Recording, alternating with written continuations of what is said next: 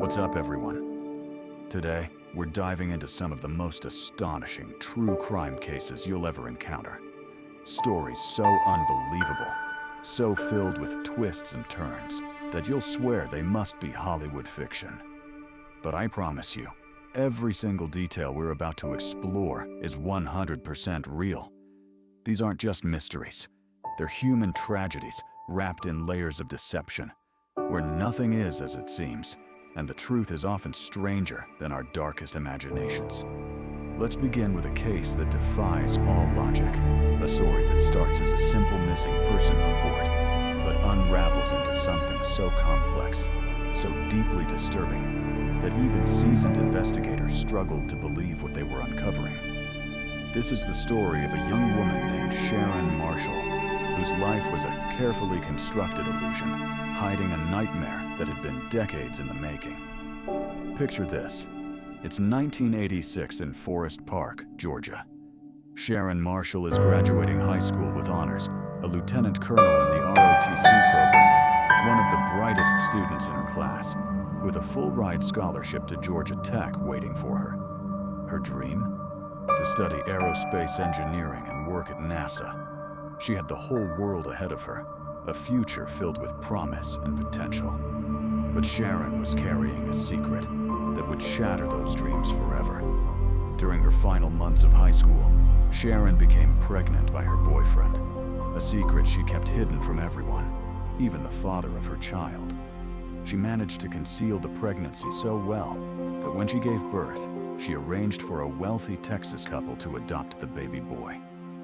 The physical evidence of her pregnancy disappeared, but the emotional scars remained. The experience shook her to her core, and at one point, she even tried to run away with her boyfriend, though the attempt failed. When the dust settled, Sharon's scholarship to Georgia Tech sat unused. The door to her dreams had slammed shut. Seeking a fresh start, Sharon moved to Tampa, Florida, with a man named Franklin Delano Floyd. Their relationship was complicated, neither fully romantic nor purely platonic, but they lived together and formed a makeshift family. Then, tragedy struck again. Sharon became pregnant for a second time, this time by another man she never told about the baby. This time, she chose to keep the child, and in 1988, she gave birth to a son named Michael Gregory Marshall. Frank Floyd stepped into the role of father figure, and the three of them tried to build a life together. But life wasn't kind to them.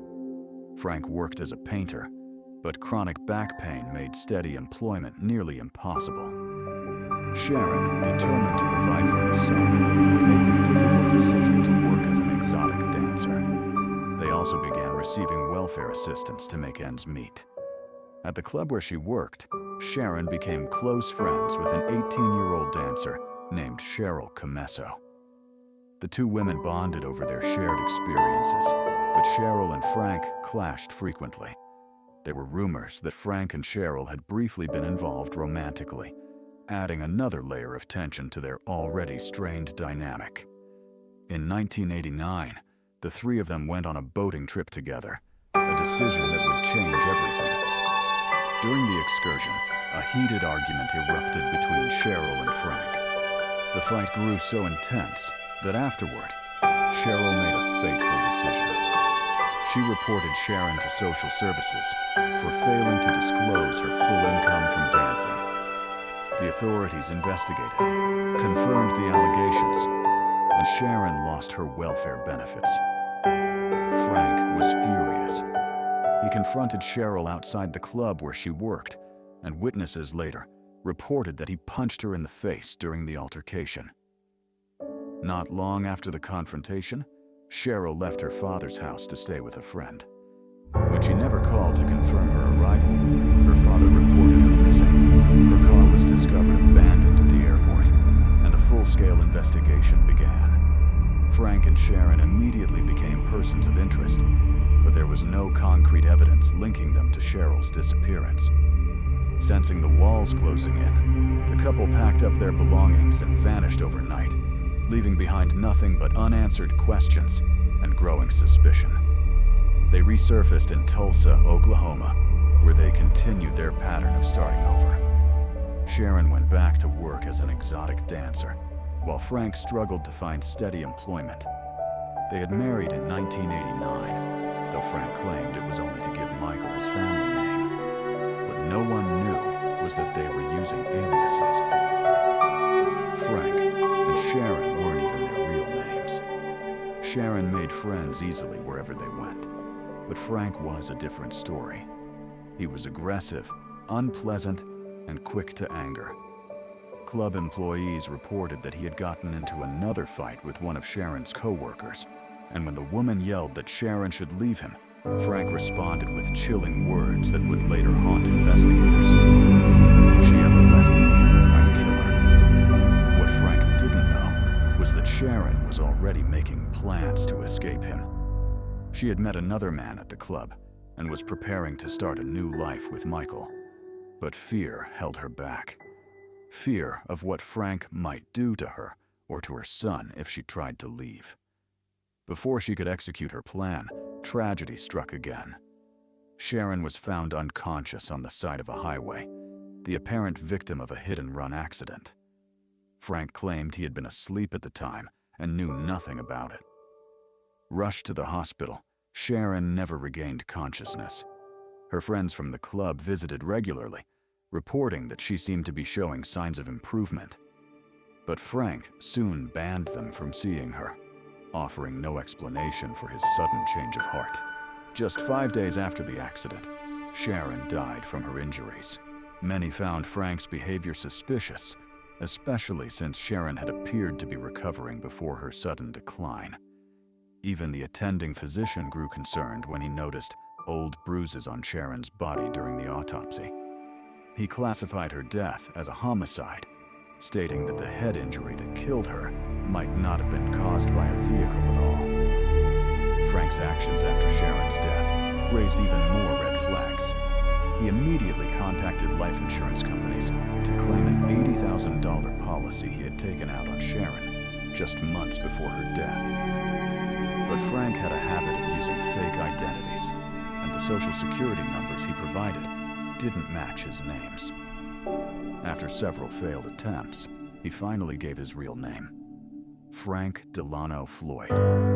That decision would be his undoing. When investigators ran his real name, Frank's dark past came flooding into the light. In 1962, at just 19 years old, he had been convicted of abducting and assaulting a 4-year-old girl. Sentenced to 10 to 20 years in prison, he had escaped from the mental hospital where he was being held by stealing a vehicle. The day after his escape, he robbed a bank and was captured again. Released in 1972, he immediately attempted to abduct another woman from a gas station and was arrested once more. This time, he made bail, but skipped his court date, vanishing with a federal warrant out for his arrest. For over 2 decades, he had lived under various aliases, hiding in plain sight until he needed to claim that life insurance policy. Frank was captured in Georgia and sent back to prison to serve his remaining sentence. For Sharon's friends, it felt like justice. But no one could prove he killed her. The circumstances were damning. Before he was taken into custody, Frank had placed Michael in foster care, claiming the boy was his son. But Michael's behavior was deeply concerning. He appeared nonverbal, communicating only through screams and moans. When Frank insisted on visitation rights as Michael's father, authorities ordered a DNA test. The results were shocking. Michael was not Frank's biological son at all. The visit stopped immediately, but Frank wasn't finished. In September 1994, after serving just 4 years of his sentence, he was released from prison. Immediately, he began stalking Michael and his foster parents in Oklahoma. Knowing he would never gain custody through legal means, Frank devised a desperate plan. On September 12th, he walked into Michael's elementary school and demanded to see the principal, James Davis. When Davis refused to let him take Michael, Frank pulled out a gun. Under threat of violence, Davis was forced to drive Frank and Michael to a remote location several miles from the school. There, Frank tied Davis to a tree unharmed, but terrified, and fled with Michael in Davis's truck. A massive search began, but it would take 2 agonizing months before any breakthrough came. Frank was finally arrested in Louisville, Kentucky, but Michael was nowhere to be found. Frank refused to say where the boy was, telling investigators coldly, "It's none of your business where he is, nor do I care how much any of you in Oklahoma miss him or love him." The case took its first shocking turn in 1995, when skeletal remains were discovered covered in vines in Pinellas County, Florida. The victim had died from a brutal beating and 2 gunshot wounds to the head. Later that year, a mechanic in Kansas bought a truck at auction and found something horrifying inside. A large envelope containing 97 photographs of a woman who had been beaten and bound. The truck had once belonged to Frank Floyd, who had stolen it during his time on the run. When investigators compared the photos to the unidentified remains, a wound on the woman's cheekbone matched perfectly. The skeleton was identified as Cheryl Comesso, Frank's old enemy from the club. He was convicted of kidnapping Michael and sentenced to 52 years in prison. He was then tried for Cheryl's murder and sentenced to death. But the photographs revealed something even more disturbing. Among the images of Cheryl were much older photos showing Frank assaulting a young girl. Who was this child? The investigation would take another decade to uncover the truth, and what they found was beyond comprehension. To understand Sharon's true identity, we need to travel back to the mid-1970s. After Frank's release from prison, and while he was still a fugitive, he married a woman named Sandy Chipman under the alias Brandon Williams. Sandy didn't know his real identity. Their marriage was anything but romantic. They tied the knot at a truck stop. Sandy had 4 children from previous relationships, and she wasn't exactly living a blameless life herself. When she was arrested for passing bad checks and sentenced to 30 days in jail, she left her children in Frank's care. When Sandy was released, she returned to an empty house. Frank had vanished with all 4 of her children. It took her years to track down 2 of her daughters, Allison and Amy, who had been placed in foster care. Her son Philip was eventually found when he, as an adult, came forward for a DNA test that confirmed their relationship. Frank had put him up for adoption. But Sandy's oldest daughter, Suzanne, remained missing. Here's where the story takes its most horrifying turn. Sharon Marshall's real name was Suzanne Marie Sevarkis. She was Sandy Chipman's daughter, the child Frank had kidnapped and raised as his own. Frank had taken Sandy's children and scattered them across different social services agencies, but he kept Suzanne for himself. They moved constantly across multiple states. Frank told everyone who would listen that he had rescued Suzanne when she was abandoned by her parents. He called her by different names over the years. First Tanya Hughes, then Sharon Marshall. The full scope of Frank's crimes became clear. He had kidnapped his stepdaughter Suzanne as a young child, raised her as his own, sexually abused her throughout her childhood, married her when she became an adult, likely murdered her in that so-called hit and run, and then kidnapped her son Michael after her death. It was a cycle of abuse and manipulation spanning decades, a truth so monstrous that even veteran detectives found it hard to believe. In 2014, after nearly 20 years of silence, Frank finally confessed to what investigators had long suspected. He had murdered Michael during their time on the run, shooting the boy and hiding his body along Interstate 35. Despite intensive searches, Michael's remains were never found. Authorities believe wild hogs in the area may have consumed the body. Frank was never convicted of Sharon's murder, though most believe he was responsible. He remains on death row today, awaiting execution for Cheryl's murder, still refusing to speak about Sharon's death. Our next case takes us across the Atlantic to the quiet villages of eastern France, where a family's nightmare captivated an entire nation and remained unsolved for decades.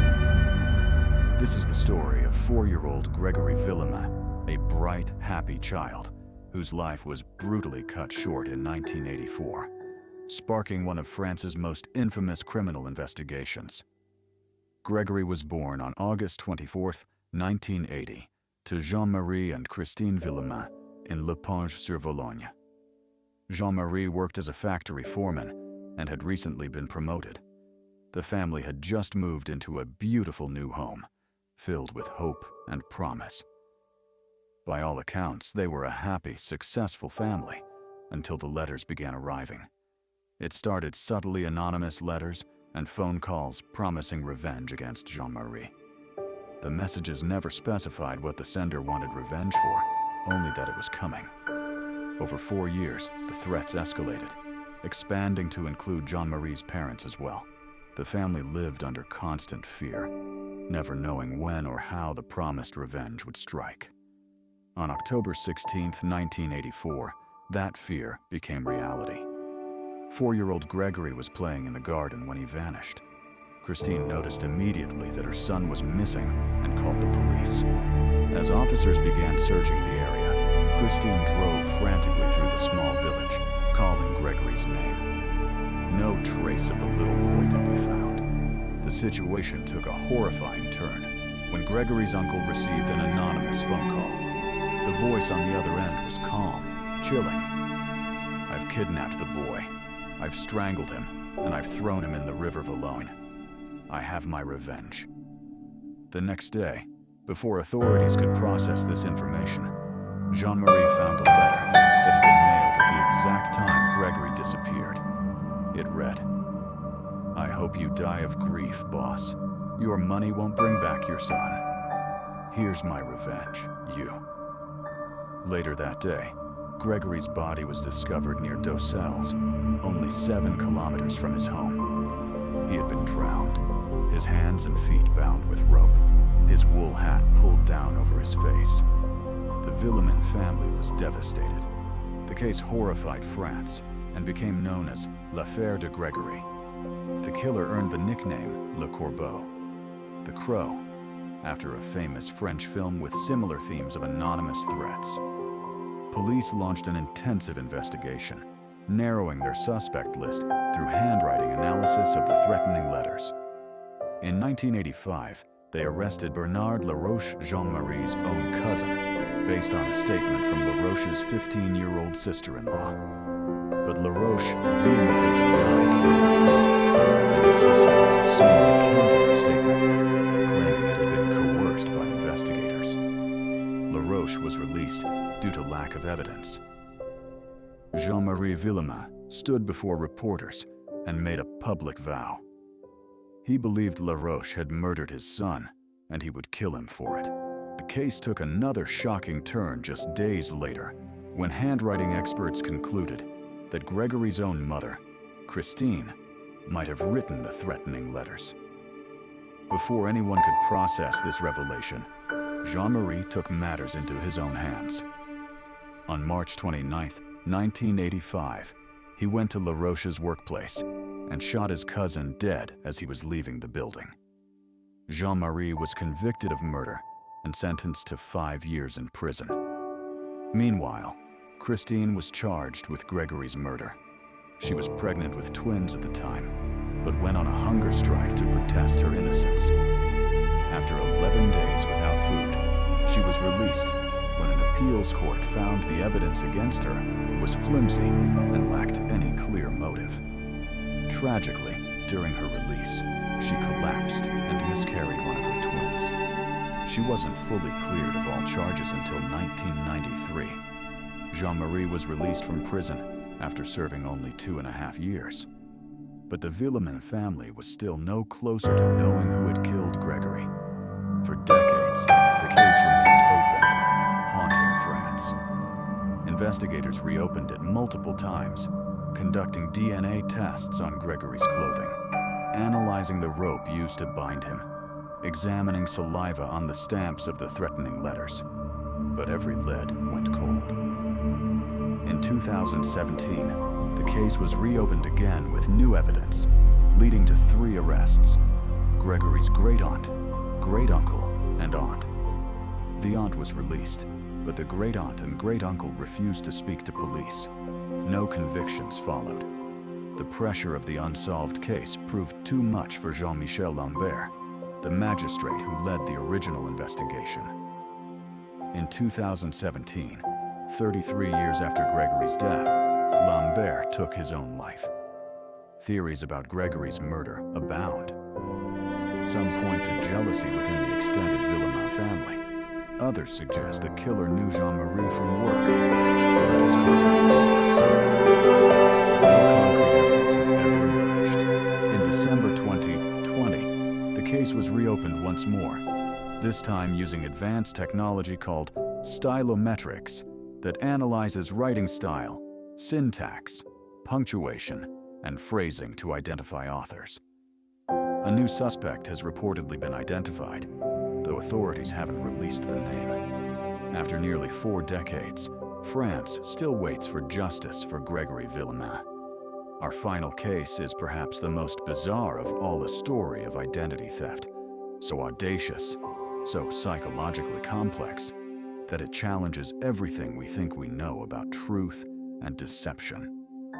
This is the story of Nicholas Barclay, a troubled 13-year-old from San Antonio, Texas, who vanished in 1994, and the stranger who claimed to be him 3 years later. Nicholas was born on December 31st, 1980, the youngest of 3 siblings. His childhood was relatively normal until his preteen years, when he began acting out. He had a history of physical and verbal fights with his mother, skipped school regularly, threatened his teachers, stole shoes, and even broke into a convenience store. By age 13, he had a juvenile criminal record and reportedly had 3 tattoos his friends had given him with an unsterilized needle. He had been diagnosed with attention deficit disorder, and his mother was so overwhelmed that she asked her older son, Jason, to move in and help care for him.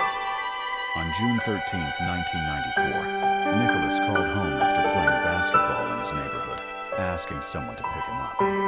Jason answered, but refused to wake their mother, who had been working late shifts, telling Nicholas to walk home instead. Nicholas never arrived. Given his reputation as a troubled kid, many assumed he had simply run away, especially since he had a court hearing scheduled the next day that would likely send him to a rehabilitation center. But after weeks passed with no sign of him, and with his mother's persistent pleading, police finally opened a missing persons investigation. 3 months after Nicholas disappeared, Jason called police claiming he could hear his brother breaking into their garage. When officers arrived, there was no evidence of forced entry and no sign of Nicholas. Investigators couldn't understand why Jason would make such a call. Years passed, and the Barclay family slowly began to accept that they might never see Nicholas again. Then, in 1997, 3 years after he vanished, came a phone call that would change everything. Spanish authorities claimed to have found Nicholas alive in Linares, Spain. According to their story, he had been abducted by a child trafficking ring that had moved him across Europe. After 3 years in captivity, he had managed to escape. Police told the Barclays that Nicholas had been forced to speak only French during his captivity and had been physically abused. Nicholas's older sister, Carrie, flew to Spain to identify and bring her brother home. What happened next was stranger than fiction. When Carrie arrived, Nicholas appeared terrified of her, especially afraid that she wouldn't recognize him and would force him to stay in Spain. He wore a baseball hat and sunglasses during their first meeting, but Carrie insisted she knew her brother. They spent time together reacquainting, though Nicholas claimed to have no memory of his life before captivity. His mind had blocked it out, he said. When Carrie showed him family photos, he seemed to recognize some people, asking if Grandpa was still in, before trailing off. Before Nicholas could return to Texas, Spanish police tested his knowledge by showing him family photos Carey hadn't reviewed with him. He correctly identified everyone except for one person. Satisfied, authorities allowed him to return home with Carey. But there was one major problem the Barclays chose to ignore. Their brother Nicholas had been blonde with blue eyes. The boy returning from Spain had dark hair and brown eyes. Nicholas had an explanation.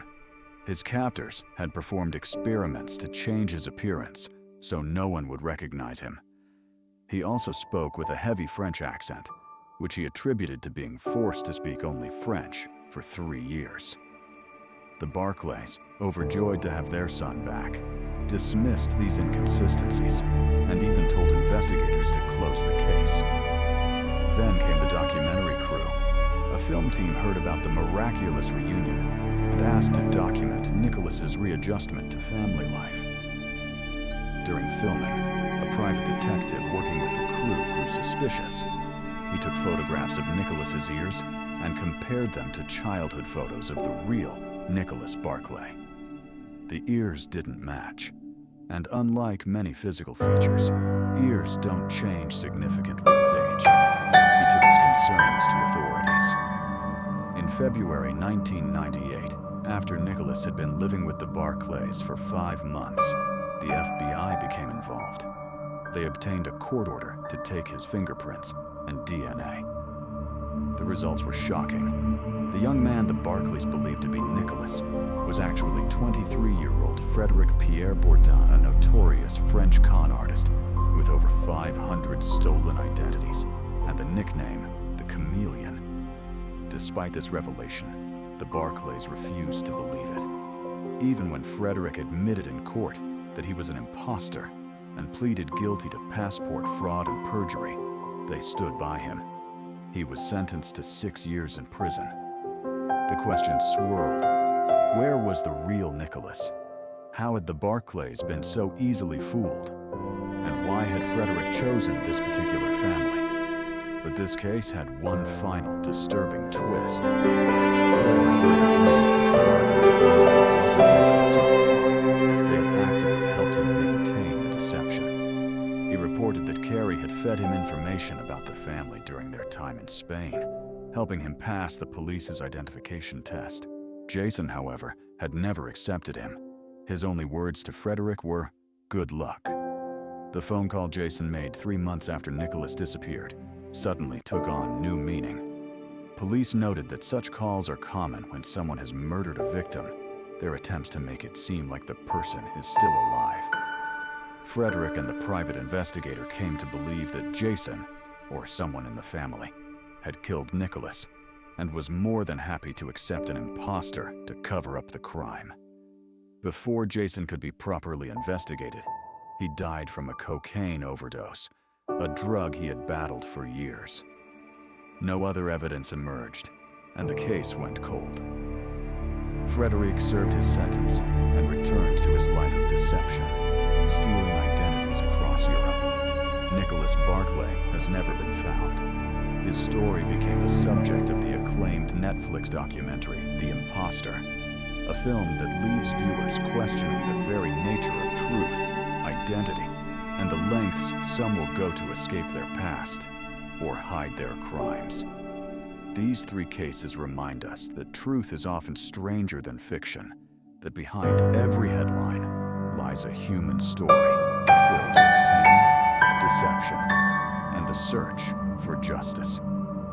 They challenge us to question what we think we know, and to remember that sometimes the most extraordinary stories are the ones that actually happened.